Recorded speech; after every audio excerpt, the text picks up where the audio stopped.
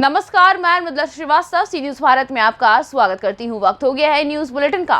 खबरों के इस बुलेटिन में चर्चा करेंगे आगरा की और जानेंगे कैसे एक बुजुर्ग एनआरआई को उनके ही भाई और भतीजे ने ठगा। आगे देखेंगे बेमेतरा के साजा मुख्यालय में मुख्यमंत्री कन्या विवाह में कौन कौन से आयोजन हुए। इसी के साथ रुख करेंगे आगे और जानेंगे लखीमपुर में किसे कहा जाता है गरीबों का मसीहा। ऐसी तमाम खबरों पर करेंगे विस्तार से चर्चा। एक बुजुर्ग एनआरआई अपने भाई और भतीजे के द्वारा ही ठगी का शिकार हुए हैं। बुजुर्ग एनआरआई का आरोप है कि उनकी जमीन को उनके भाई और भतीजे ने अपने नाम करा लिया है, जिसकी शिकायत वह पुलिस आयुक्त तो एसडीएम सहित पुलिस प्रशासन के समस्त अधिकारियों से कर चुके हैं, लेकिन न्याय नहीं मिल पाने के बाद दर दर भटक रहे हैं। पीड़ित बुजुर्ग एनआरआई योगेंद्र कुमार के अनुसार वह 5 वर्ष से न्यूजीलैंड में रह रहे हैं। उनकी पैतृक कृषि भूमि फर्जी बैनामा उन्हीं के गांव निवासी उनके भाई सत्येंद्र कुमार व भतीजे ने दूसरे पक्ष के नाम करा दी है, जबकि वह करोड़ों रुपए की जमीन है। उनका कहना था कि अगर उन्हें न्याय नहीं मिला तो वह मुख्यमंत्री के समक्ष न्याय की गुहार लगाएंगे। मैं 70 वर्षीय योगेंद्र कुमार, मूल निवासी बरहन, तहसील एदमातपुर, थाना बरहन, जिला आगरा का मूल निवासी हूँ और वर्तमान में गत 4 वर्ष से अधिक समय से मैं न्यूजीलैंड में एनआरआई निवास कर रहा हूँ। मुझे अपने जो मेरे संबंधी हैं उनसे सूत्रों से मुझे ज्ञात हुआ द्वारा कि मेरी संपत्ति के लिए मेरे सबसे बड़े भाई जो अनमेरिड हैं सत्येंद्र कुमार और उनका मेरा छोटा भतीजा महेश कुमार और उसकी पत्नी संगीता तुलश्रेष्ठ, सत्येंद्र कुमार ने संगीता तुलश्रेष्ठ के नाम पूरा मकान जो 10 करोड़ का मकान है नगला समीरा में, तो पैतृक मकान जिसमें 5 हिस्सेदार हम 3 भाई और 2 बहन होते हैं, पूरा मकान डोनेट 15। आगरा से सी न्यूज संवाददाता अनुज उपाध्याय की रिपोर्ट।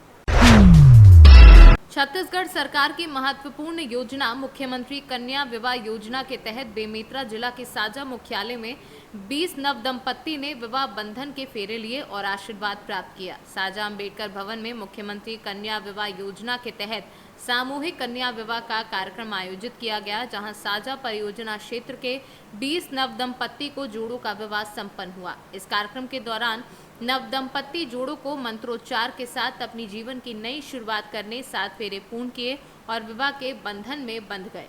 वहीं कृषि मंत्री रविंद्र चौबे ने कहा कि मुख्यमंत्री कन्या विवाह योजना गरीब परिवार के लिए एक सौगात है, क्योंकि गरीब परिवार की बेटी का विवाह आज सरकार करा रही है, वो भी आज बिना पारिवारिक खर्च के। उन्होंने आगे कहा कि हमारे मुख्यमंत्री भूपेश बघेल के संवेदनशील सोच का आभार करता हूं, जिन्होंने गरीबों की तकलीफों को समझते हुए इस योजना को निरंतर चला रहे हैं। मुख्यमंत्री कन्या विवाह योजना के अंतर्गत 20 नवविवाहित जोड़ों को आशीर्वाद देने के लिए आया था। हम लोग ये सामुदायिक भवन बनाते हैं और अगर इस तरीके से आयोजन, पवित्र आयोजन होता है तो मन में खुशी भी होती है। मैं महिला बाल विकास के अधिकारियों को, अपने जिला प्रशासन को हृदय से बधाई देता हूँ, नवविवाहित जोड़ों को भी बधाई देता हूँ। एक सुंदर आयोजन हमारे साझा में हुआ है और उम्मीद करते हैं आने वाले समय में इसका और विस्तार होगा।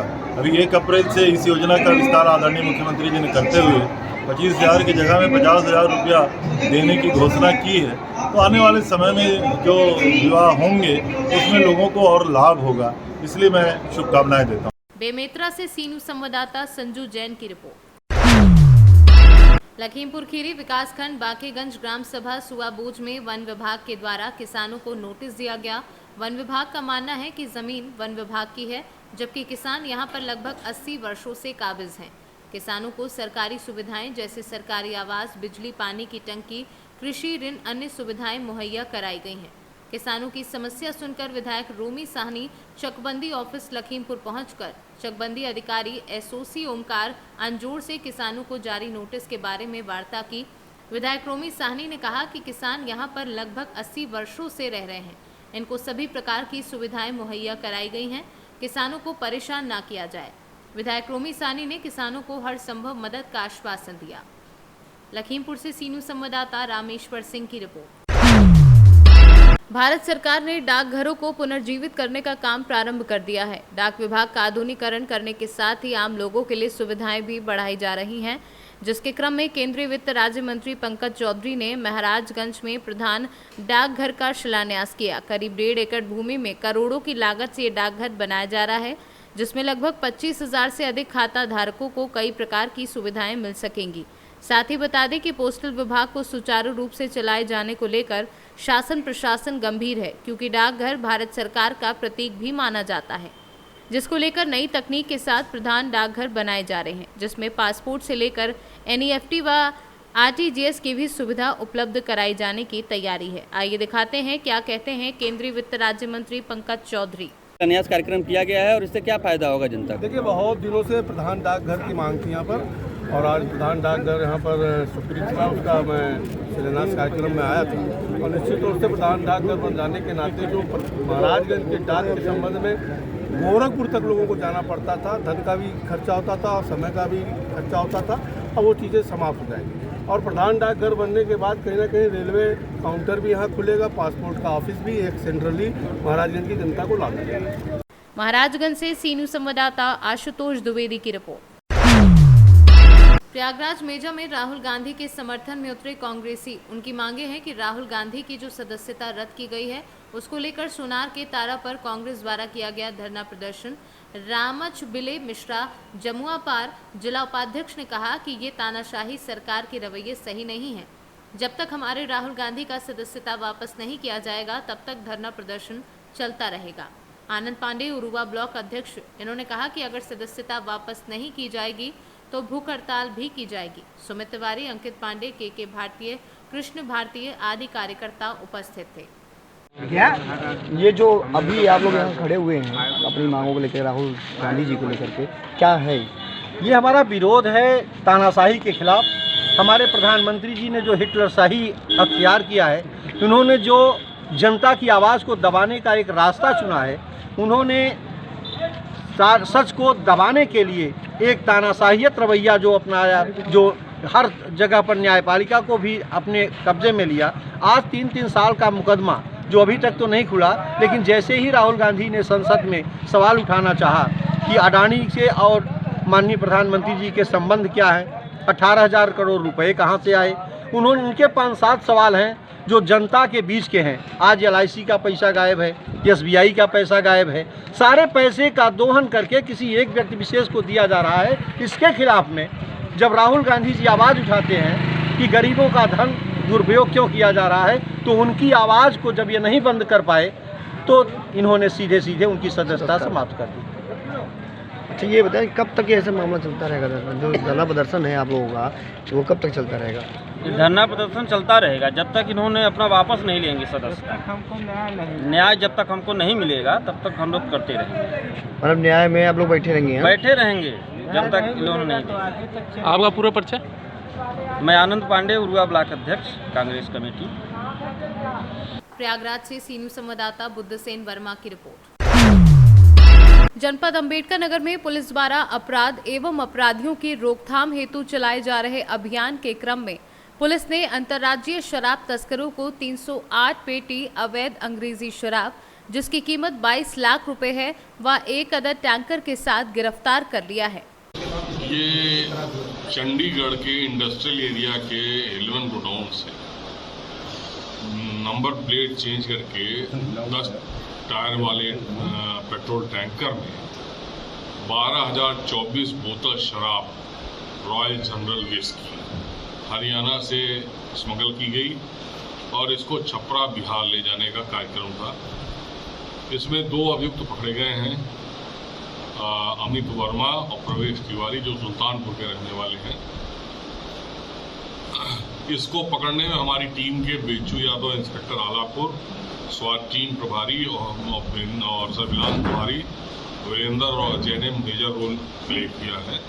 इस शराब की कीमत लगभग 22 लाख रुपया की गई है। ये एक रैकेट है जो बिहार में शराबबंदी का फ़ायदा उठाने के लिए चंडीगढ़ से इस तरीके की शराब का स्मगलिंग करता है और आगरा एक्सप्रेसवे, पूर्वांचल एक्सप्रेसवे, लखनऊ गोरखपुर मार्ग का प्रयोग करते हैं। अंबेडकर नगर से कैमरा पर्सन धीरेन्द्र नाथ वर्मा के साथ अजय कुमार उपाध्याय की रिपोर्ट। शाहबाद तहसील के शाहबाद थाना क्षेत्र अंतर्गत ग्राम पुरवा पिपरिया निवासी रामकृपाल शर्मा के 38 वर्षीय भाई का असमय निधन हो गया था। गरीब परिवार के पास इस मुसीबत की घड़ी में अंतिम संस्कार कराने तक के पैसे नहीं थे।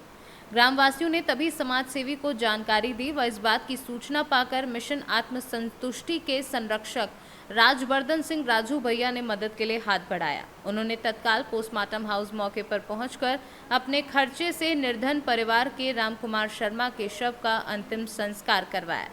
समाज सेवी के इस कदम पर परिवार के साथ समाज के अन्य लोगों ने भी उनकी सराहना की है। आपका राम का वहाँ कहाँ के रहने वाले हैं? पुरवा पिपरिया। अच्छा अच्छा। ये 2 साल पहले चचेरा भाई लगता है। क्या नाम था इनका? राम कुमार का भाई था 2 साल पहले, और वो कमज़ोर तो था ही, विकलांग भी था, रोटी रोजी परेशान था, मकान खेती कुछ नहीं थी जी, आत्महत्या कर ली है। राजवर्धन भैया ने सहायता दी है, हम पीएम हाउस में हैं, मिट्टी को दफन कराने संस्कार। हरदोई से सीनू संवाददाता अमरीश कुमार, निर्भय सिंह की रिपोर्ट। हरदोई में मंजिला थाना क्षेत्र के पारा में हुए दोहरे हत्याकांड में पुलिस ने 5 आरोपियों को गिरफ्तार किया है, जिसमें एक आरोपी ने पुलिस पर फायरिंग कर दी, जिसको पुलिस ने जवाबी फायरिंग में पैर में गोली मारकर गिरफ्तार किया है। इस दौरान एक आरक्षी भी घायल हुआ है। पुलिस ने घायल को इलाज के लिए शाहबाद CHC में भर्ती कराया है, जहाँ से प्राथमिक उपचार के बाद आरोपी को मेडिकल कॉलेज रेफर कर दिया है। घायल आरक्षी की हालत स्थिर है। पुलिस ने 315 बोर तमंचा, 2 खोखा व 2 जिंदा कारतूस बरामद किए हैं।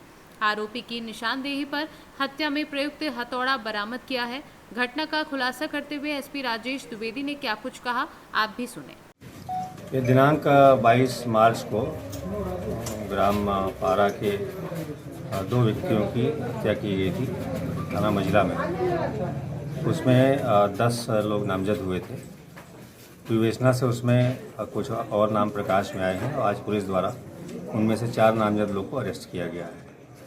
पूछताछ से मिली सूचना और मुखबिरों की सूचना के आधार पर शाम को सूचना मिली कि एक अन्य नामजद व्यक्ति कल्लू, जो कि पारा गांव का ही रहने वाला है, वो कहीं भागने की फिराक में है। पुलिस द्वारा उसको थाना मंजिला क्षेत्र में ही घेराबंदी की गई, जिस पर उसने पुलिस पर फायर किया। पुलिस ने आत्मरक्षा में जवाबी फायर किया और हिम्मत अमली से उसे गिरफ्तार कर लिया। और उसके पैर में गोली लगी है और अभी स्थिति सामान्य है। उसके पास से घटना में उसकी निशानदेही पर घटना में प्रयुक्त हथौड़ा भी बरामद किया गया है और साथ ही साथ जिससे उसने पुलिस पर हमला किया था तमंचा भी बरामद किया है। हरदोई से सीनू संवाददाता राशिद की रिपोर्ट। मैनपुरी के थाना भोगाव स्थित के DTR पब्लिक आवासीय विद्यालय में पढ़ने वाली 10वीं की छात्रा प्रीति को विद्यालय के शिक्षक देवेंद्र ने इस कदर मारा कि छात्रा के पैर सुन्न हो गए। इलाज के दौरान छात्रा की बहन जिला अस्पताल ले गई। वहां डॉक्टर ने छात्रा की नाजुक स्थिति देखकर उसे रेफर कर दिया। इतना सब कुछ हो गया, परंतु विद्यालय का स्टाफ छात्रा को देखने तक नहीं पहुंचा। आगे छात्रा की बहन ने क्या कुछ बताया, सुनिए। क्या नाम बेटा आपका? प्रीति, आज क्या हुआ आपके साथ? सर ने मारा था। कौन सर है ये? देवेंद्र। क्यों मारा, क्या बात हुई थी? मम्मी से बात करने को तो आपने कहा था सर से, फिर क्या हुआ? उन्होंने कहा नहीं कर पाएंगे, फिर हम दोबारा गए तो उन्होंने मारा मुझे। किससे मारपीट की है उन्होंने? से मारा, फिर हम आके सो गए। सोने के बाद पैर कांपने लगे, कांपने के बाद ये पैर उठते ही नहीं है दोनों। अच्छा, कहाँ पे मारपीट की? पैरों पे की थी क्या? तो कमर में मारा था। कौन सा स्कूल है? DTR पब्लिक स्कूल लल्लूपुर में। किस क्लास में पढ़ती हो तुम? High school. अभी कोई स्कूल का स्टाफ आया नहीं आपके साथ इलाज के लिए? नीमा देवी। नीमा, ये जो चोट लगी, घायल हैं प्रीति, ये कौन है आपकी? मेरी सिस्टर है। क्या, कैसे चोट लगी, क्या बात हुई? ये तो टीचर ने मारा, डंडे से मारा से। क्यों मारा, क्या बात हुई? फोन के पीछे। क्या पूरी बात बताओ, क्या हुआ? पूरी बात तो नहीं पता। ये कह रहे थे कि मेरा फ़ोन की बात करवानी, मेरा तो फ़ोन नहीं उठा रहे हैं। मेरे से थोड़ा लफड़ा हो गया तो पैसे बोले हमने दे दिए। एक बार पैसे दिए तो बोले हमें पैसे नहीं दिए। हमने पैसे 40,000 रुपये ट्रांसफ़र किए। किस चीज़ के? इसके पढ़ाई के। 40,000 रुपये अपने अकाउंट से। तो उन्होंने बोले कि हमें नहीं किया। हमने साबुत दिखाया तो बोले हाँ अब आ गए मेरे पास। तो तब से मेरे से फ़ोन नहीं उठाते। मेरे पापा का फ़ोन उठा के बात करवा देते हैं। कौन टीचर है जिन्होंने मारपीट की? देवेंद्र। मारपीट क्यों हुई, आखिर किससे फ़ोन कराने की बात कही गई थी? अब इसलिए कि 4-5 दिन हो गए तो मम्मी से बात करने बच्चा तो कहते ही अपनी, इसलिए इसी बात पर। कहाँ पढ़ती है ये? ये लल्लूपुर में। कौन सा स्कूल है? DTR ललितपुर मैनपुरी। यहाँ कोई टीचर आया है स्कूल नहीं, का नहीं। उपचार के लिए? हम गए थे सुबह, कल शाम से फ़ोन कर रहे तो बोले इस बच्ची को ले जाओ आके, तो हमने कहा हम जाएंगे दिल्ली से कम 3-4 घंटे की रास्ता है नहीं है। बोले नहीं ले जाओ, पहले 40,000 रुपये देने का था, फिर बोले 45,000, फिर हमें 10,000 रुपये दिए इलाज के लिए। 10,000 रुपये में इलाज हो जाएगी इसकी। कहाँ कहाँ चोट लगी है इसके? ये तो कमर में यहाँ पैर इसके सुन हो गया कांपने से। अभी डॉक्टरों को आपने दिखाया, डॉक्टरों का क्या कहना है? डॉक्टरों का, डॉक्टर ने रेफर कर दिया सही के लिए। एक्चुअली सही नहीं है। हाँ, सही के लिए। किस क्लास में पढ़ती है ये हाई स्कूल में है। मैनपुरी से सी न्यूज़ संवाददाता जाजिब उमर की रिपोर्ट। खबर मुजफ्फरपुर जिले के कटरा प्रखंड से है, जहां रविवार को गायघाट सामाजिक मंच के प्रखंड इकाई की बैठक कटरा स्थित प्रसिद्ध मां चामुंडा मंदिर के प्रांगण स्थित विवाह भवन में आयोजित हुई। मंच के राष्ट्रीय अध्यक्ष सुबोध कुमार सिंह की अध्यक्षता में बैठक संपन्न हुई। बैठक में सर्वसम्मति से आनंद मोहन सिंह को नए प्रखंड अध्यक्ष के रूप में मनोनीत किया गया। उनके नाम का प्रस्ताव मंच के प्रखंड संरक्षक संजीव कुमार और समर्थन रामशंकर सिंह एवं मनोज साहनी के द्वारा किया गया। बैठक में प्रखंड की प्रमुख समस्याओं पर चर्चा की गई। प्रखंड के कमेटी विस्तार के बाद अप्रैल के मध्य में प्रखंड पर 1 दिवसीय सांकेतिक भूख हड़ताल किए जाने का निर्णय सर्वसम्मति से लिया गया। बैठक में मनोज कुमार सिंह, संजीव कुमार, राजीव रंजन सिंह, मनोज साहनी, प्रकाश रंजन, छोटू कैलाश प्रसाद सिंह, राजीव कुमार सिंह, शिव कुमार, रमाशंकर सिंह व अन्य कार्यकर्ता उपस्थित रहे, जिन्होंने भाग लिया। मुजफ्फरपुर से सी न्यूज़ संवाददाता गंधीर कुमार झा की रिपोर्ट। फिलहाल के लिए इस न्यूज बुलेटिन में बस इतना ही। देश और दुनिया की तमाम खबरों को जानने के लिए देखते रहिए सी न्यूज़ भारत। हर खबर आपके साथ, आपके हाथ।